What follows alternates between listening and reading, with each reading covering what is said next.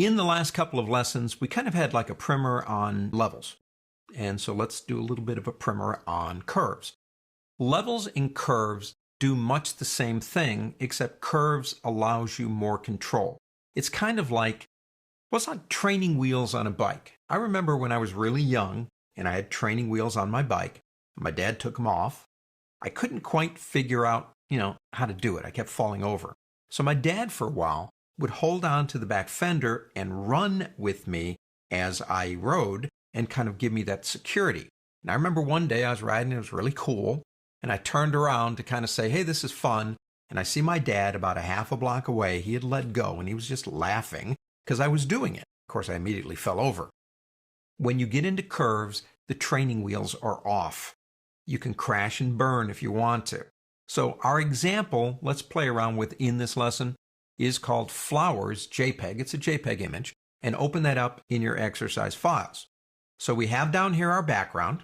Let's go ahead and either click the half moon icon here or go up here. It's right there if you are in the panel. And there you go. It's an interesting item. In curves, you have somewhat what you saw in levels. You have a histogram right here. You even have two sliders here and here that, like levels, allow you to control the clip of the black and the white. But here's one of the big differences. In levels, you had three sliders. You had a black, white, and a midtone. And you could move them, but they were kind of like trains on a track. They didn't go up, down, left, and right. They just went left and right. But you have more control here. Now look at here, this gray line. It goes from grayscale here to white. And you have another one that goes up this way. This one represents what's happening now with the image. This one here represents how we're going to change it.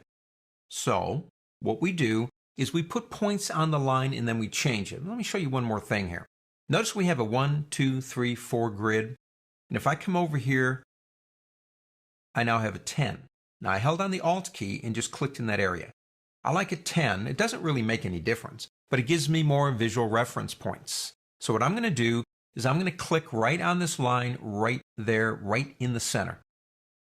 Now that creates an anchor point that can bend the line like a rubber band. Now watch the image when I begin moving that line up now. Now I can do that with my arrow keys too, which is pretty cool. It gets lighter. But look at the relationship. I'm saying to the computer, push that up. And see what happens when you push up? The gradient gets lighter. So you're lightening the image up. Think about it this way.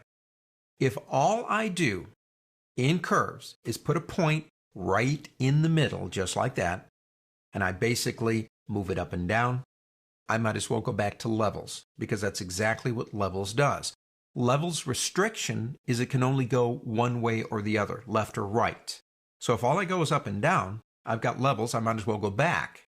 But I have control of this point. If you want to go crazy, I can move it any way I want.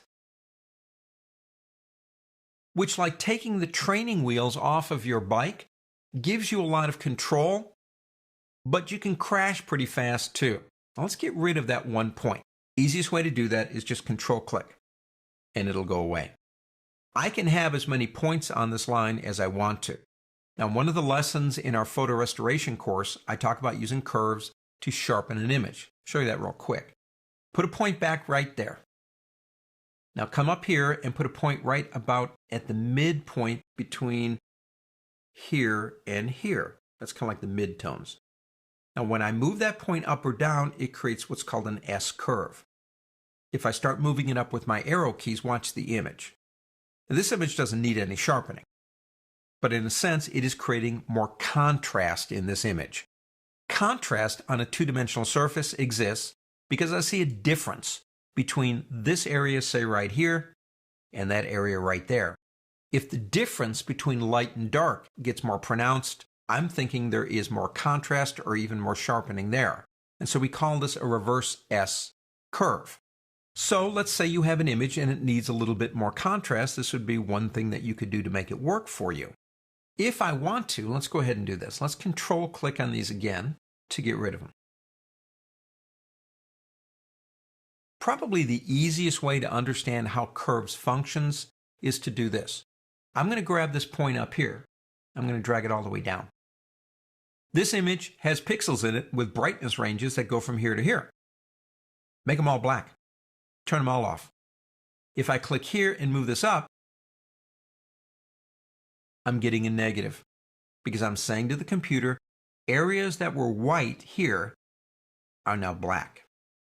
And areas that were black here are now white. I have reversed the curve. Now, the easiest way to get back is click this button right here, and it resets curves. Curves gives us tremendous control over an image. We even have a button over here that looks like a hand, and if you click it and come over into the image, you can see where it is actually on the image, and anytime you want to actually put a point there, based on that brightness level of the color, you can hold the Alt key down and click, and it will allow you to put a point exactly there just by Alt clicking. Now again, that gets into things like color control, etc. Curves is an amazing tool, it really is. And we're not done. On to the next.